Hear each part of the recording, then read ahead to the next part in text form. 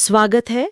आज हम जैन धर्म की दुनिया में गहराई से उतर रहे हैं। जी हम चलिए शुरू करते हैं तीर्थंकरों से, जिन्होंने इस रास्ते की नींव रखी। बिल्कुल। तीर्थंकर शब्द का मतलब ये है तीर्थ बनाने वाला। ये वो महान आत्माएं हैं जो तपस्या के बल पर ज्ञान प्राप्त करते हैं और फिर दुनिया को संसार के सागर से पार जाने का रास्ता दिखाते हैं। जैन परंपरा में ऐसे कुल 24 तीर्थंकर हुए हैं। 24? जी ये तो एक बहुत लंबी विरासत है। जी हमारे स्रोत इनमें से 3 पर खास ध्यान देते हैं। सबसे पहले हैं ऋषभदेव, जो प्रथम तीर्थंकर थे। हाँ उन्हें संस्थापक माना जाता है और उनका प्रतीक है सांड। जी और फिर आते हैं 23वें तीर्थंकर पार्श्वनाथ, उनका प्रतीक है सांप का फन। ओके और अंत में 24वें और अंतिम तीर्थंकर महावीर स्वामी, जिनका प्रतीक है शेर। यहाँ एक बात दिलचस्प है। स्रोतों में ऋषभदेव को सह संस्थापक कहा गया है, लेकिन महावीर स्वामी को वास्तविक संस्थापक। हाँ, ये सिर्फ शब्दों का खेल है या इसका कोई गहरा मतलब है? नहीं, इसका बहुत गहरा मतलब है। ये दिखाता है कि कैसे एक विचार को जड़ पकड़ने में सदियां लग सकती हैं। अच्छा, ट्रे ने उसे एक आंदोलन बनाया। बिल्कुल सही। ये सिर्फ जैन धर्म की नहीं बल्कि कई बड़े आंदोलनों की कहानी है। तो महावीर स्वामी ने उस नींव पर एक पूरी इमारत खड़ी कर दी। हाँ ये समझने के लिए हमें शायद महावीर से ठीक पहले वाले तीर्थंकर पार्श्वनाथ को देखना होगा। क्या उनकी शिक्षाओं में हमें महावीर के दर्शन की झलक मिलती है? बिल्कुल मिलती है। पार्श्वनाथ, जो महावीर से लगभग 250 साल पहले वाराणसी में जन्मे थे, उन्होंने जैन आचार संहिता की नींव रखी, जिसे चातुर्यान धर्म कहा जाता है। चातुर्यान धर्म यानी 4 महाव्रत। 4 महाव्रत। इनमें से पहला है अहिंसा, जी। अहिंसा न करना। दूसरा सत्य, हमेशा सच बोलना। तीसरा अस्तेय, चोरी न करना। और चौथा अपरिग्रह, जरूरत से ज्यादा संपत्ति जमा न करना। लेकिन एक मिनट, ये सिद्धांत तो कई दूसरे भारतीय दर्शनों में भी मिलते हैं। पार्श्वनाथ की शिक्षाओं में ऐसा क्या खास था जो उन्हें अलग बनाता है? बहुत अच्छा सवाल है। खास बात थी इन सिद्धांतों पर दिया जाने वाला जोर और उनकी व्याख्या। अच्छा। जहां दूसरे दर्शनों में अहिंसा एक अच्छा गुण हो सकता है, वहीं जैन धर्म में, खासकर पार्श्वनाथ की शिक्षाओं में, ये परम धर्म बन गया। परम धर्म? हाँ, ये सिर्फ शारीरिक हिंसा न करने तक सीमित नहीं था, बल्कि मन और वचन से भी किसी को कष्ट न पहुंचाने तक जाता था। यही कठोरता और समग्रता इसे अलग बनाती है, और इन्हीं 4 स्तंभों पर महावीर ने अपना पंच महाव्रत का सिद्धांत खड़ा किया। ठीक है, तो मंच तैयार था। अब आते हैं महावीर स्वामी पर। स्रोतों में उनके परिवार का पूरा विवरण है। उनका पारिवारिक बैकग्राउंड भी काफी शाही था। जी बिल्कुल। पिता सिद्धार्थ यात्रिक कुल के राजा थे और माता त्रिशला एक लिच्छवी राजकुमारी। हाँ, ये किसी आम इंसान की कहानी तो नहीं लगती। नहीं, बिल्कुल नहीं। उनका जन्म वैशाली के पास कुंड ग्राम में हुआ था। जन्मतिथि पर थोड़ी बहस है। एनसीईआरटी 540 ईसा पूर्व कहता है, जबकि कुछ जैन ग्रंथ 599 ईसा पूर्व। ओके। लेकिन महत्वपूर्ण बात यह है कि वे एक राजकुमार थे।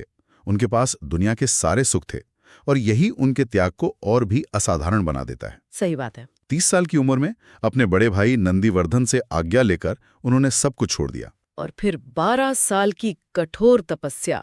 स्रोत बताते हैं कि उन्होंने अपने वस्त्र तक त्याग दिए, मौन धारण किया और हर तरह के कष्ट सहे। जी। ये सोचना भी मुश्किल है। 12 साल बाद 42 की उम्र में उन्हें कैवल्य की प्राप्ति हुई। कैवल्य का ठीक क्या अर्थ है? कैवल्य का अर्थ है सर्वोच्च ज्ञान या पूर्ण बोध। ये वो अवस्था है जहां आत्मा अपने शुद्धतम रूप में आ जाती है, सभी कर्मों के बंधन कट जाते हैं और जन्म मृत्यु का चक्र समाप्त हो जाता है। अच्छा। और ये ज्ञान उन्हें ऋजुपालिका नदी के किनारे एक साल के पेड़ के नीचे मिला था। और ज्ञान प्राप्ति के बाद उन्हें 3 उपाधियां मिली, जिन, अरहत और निर्ग्रंथ। जी। ये सिर्फ नाम नहीं लगते, बल्कि उनकी उपलब्धि का सार है। बिल्कुल। जिन का अर्थ है विजेता, जिसने अपनी इच्छाओं और इंद्रियों पर विजय पाली हो। यहीं से जैन शब्द निकला है, यानी जिनके अनुयायी। अच्छा। अरहत का मतलब है पूज्य या योग्य, और निर्ग्रंथ का मतलब है बंधन मुक्त। हाँ, जो हर सांसारिक गांठ से आजाद हो चुका हो। ये उपाधियां उनके दर्शन का मूल हैं। असली लड़ाई बाहर नहीं, अपने अंदर है। तो इस ज्ञान के बाद उन्होंने उपदेश देना शुरू किया, और यहीं पर उन्होंने पार्श्वनाथ के चातुर्यान धर्म में कुछ जोड़ा, है ना? हाँ, उन्होंने पार्श्वनाथ के 4 व्रतों, अहिंसा, सत्य, अस्तेय और अपरिग्रह में 5वां महाव्रत जोड़ा, और वो था ब्रह्मचर्य। ब्रह्मचर्य। क्यों? पहले 4 व्रत तो एक नैतिक जीवन के लिए काफी लगते हैं। इस 5वें व्रत को जोड़ने की क्या जरूरत थी? क्योंकि महावीर के लिए मोक्ष का अर्थ था पूर्ण अनासक्ति, मतलब किसी भी चीज से कोई लगाव न होना। उनका मानना था कि इंद्रिय सुख, विशेष रूप से यौन इच्छा, सबसे मजबूत बंधनों में से एक है जो आत्मा को संसार से बांधे रखता है। अच्छा। तो ब्रह्मचर्य को जोड़कर उन्होंने वैराग्य के विचार को उसकी पराकाष्ठा पर पहुंचा दिया। अब ये सिर्फ नैतिक जीवन नहीं बल्कि पूर्ण त्याग का मार्ग था। और इन्हीं 5 महाव्रतों के आधार पर उन्होंने कहा, जियो और जीने दो। बिल्कुल। दर्शन की बात करें तो स्रोत त्रिरत्न का जिक्र करते हैं, यानी 3 जौहर। इन्हें एक त्रिभुज में दिखाया गया है।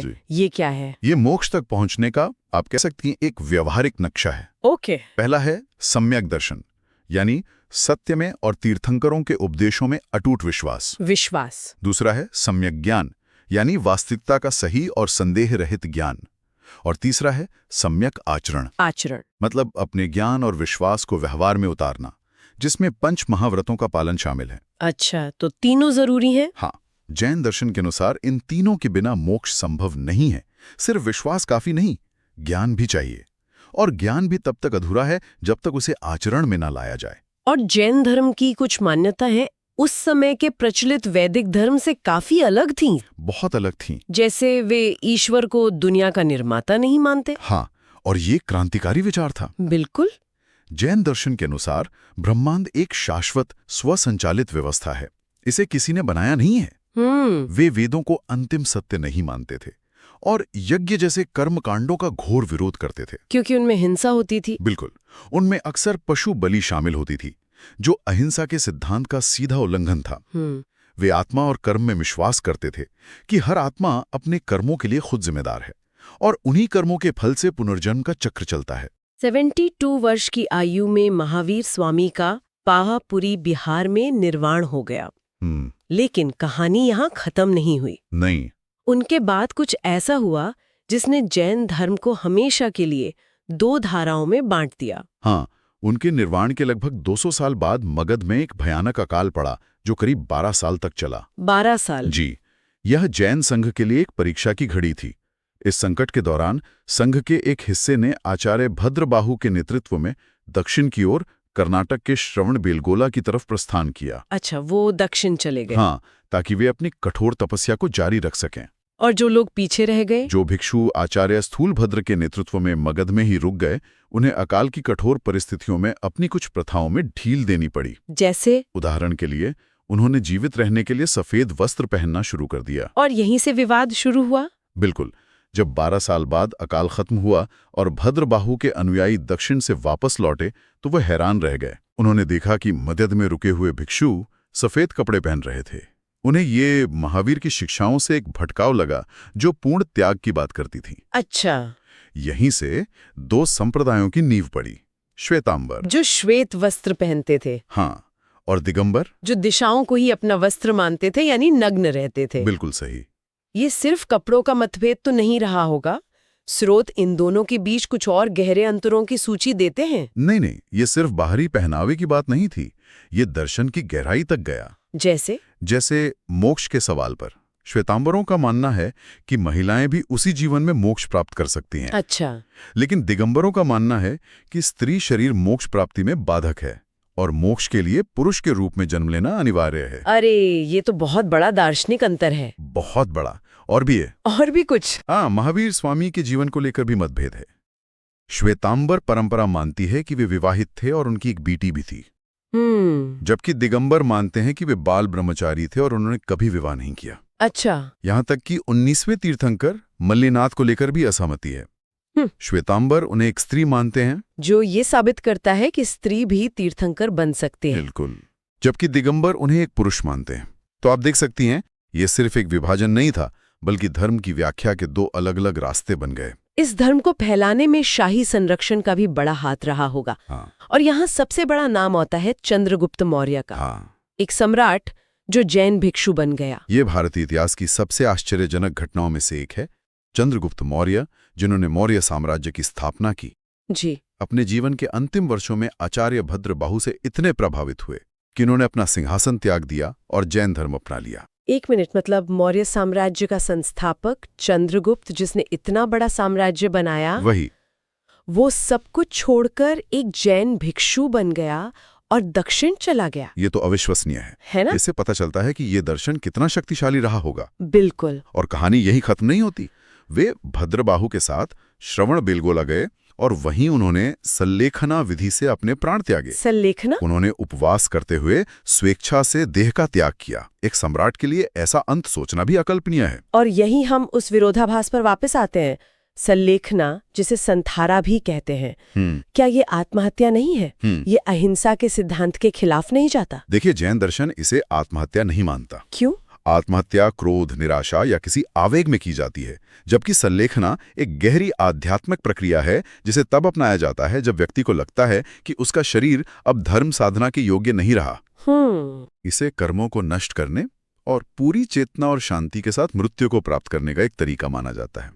लेकिन हाँ, ये एक जटिल और विवादास्पद विषय है। समय के साथ इन शिक्षाओं को संरक्षित करने की जरूरत महसूस हुई होगी। इसके लिए जैन संगीतियां यानी परिषदें बुलाई गईं। जी, 2 प्रमुख संगीतियां हुई। पहली 300 ईसा पूर्व में पाटलिपुत्र में हुई। पाटलिपुत्र में? हाँ, जिसकी अध्यक्षता स्थूलभद्र ने की। यहीं पर जैन धर्म के मुख्य ग्रंथों, जिन्हें अंग कहते हैं, उनका संकलन किया गया। अच्छा। हालांकि दिगंबर संप्रदाय ने इसमें भाग नहीं लिया, क्योंकि उनके अनुसार मूल आगम ग्रंथ खो चुके थे। अच्छा, तो ये मतभेद तब भी था? जी। और दूसरी संगीति? दूसरी संगीति बहुत बाद में 6ठी शताब्दी ईस्वी में गुजरात के वल्लभी में हुई। इसका मुख्य उद्देश्य था बिखरे हुए धर्म ग्रंथों को अंतिम रूप से संकलित करना और उन्हें लिपिबद्ध करना।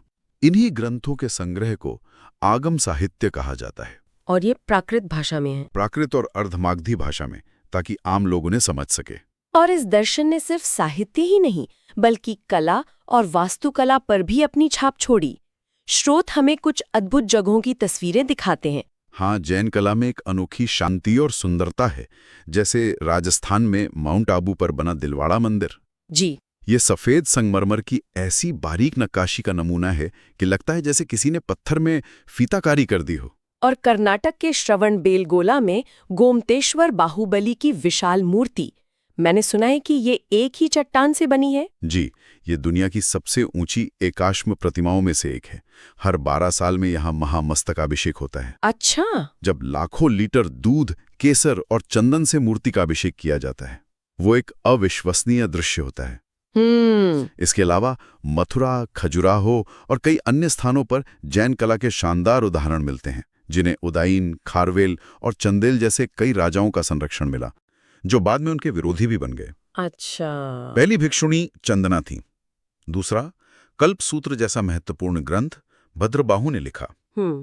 तीसरा, ये याद रखना कि मथुरा कला सिर्फ बौद्ध या हिंदू धर्म तक सीमित नहीं थी, ये जैन धर्म का भी एक बड़ा केंद्र था। जी। और अंत में संलेखना प्रथा और जियो और जीने दो का नारा, ये दोनों ही जैन धर्म के 2 छोरों को दर्शाते हैं। तो आज हमने जैन धर्म की एक गहरी यात्रा की, तीर्थंकरों के जीवन से लेकर इसके दर्शन की जटिलताओं तक, इसके 2 संप्रदायों के विभाजन से लेकर कला में इसके शानदार योगदान तक। हाँ,